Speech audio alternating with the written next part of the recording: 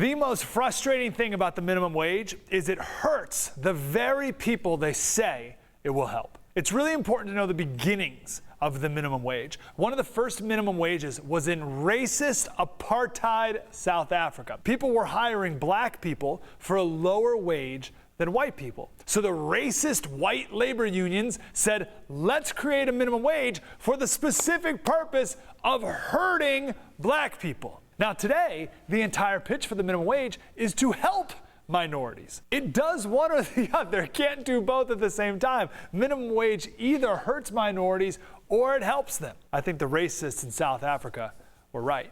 There's two ways to raise wages. First of all, you have a humming economy where businesses want to hire a lot of people. There's a greater demand for labor.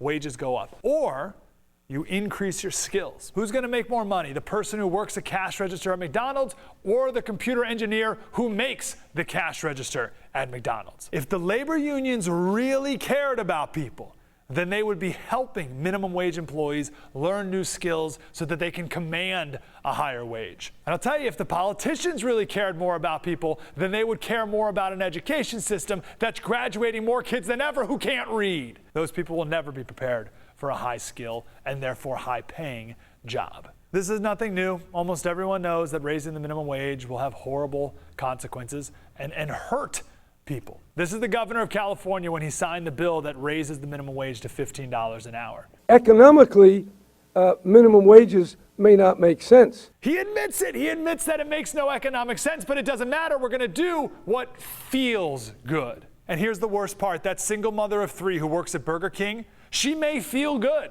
that she's getting a raise. And the left will hold her up as one of the saved by our saviors. But no one's going to follow up on that single mom in a few days when she's fired and she's making $0 an hour. The real minimum wage is zero. I say within 4 years max, there won't be any more people working at fast food restaurants. This is Eatsa.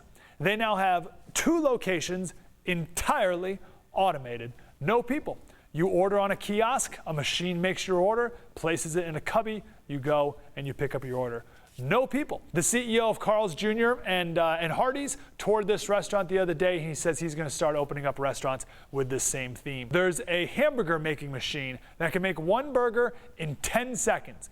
100% of the time, it never makes mistakes, it never calls in sick, takes vacations, sues for discrimination, or spits in the food. In a few years, I'm going to be with my son at a fast food restaurant. And I'm going to say, son, when I was a kid, you used to have to tell a human your order, and then they would punch it in the register. My son's going to say, but why? That doesn't make any sense. And I'll say, not only that, but there used to be people who would make your hamburger by hand. And I'll say, why? We have these machines that do it now. Why would there ever be people who would do those things? That sounds crazy, but there used to be ice delivery men, and there used to be bowling alley pin setters, and there used to be human operators when you use the phone, all now replaced by machines. Minimum wage, raising it, will hurt the very people that they say it will help. That's what's so sad about it.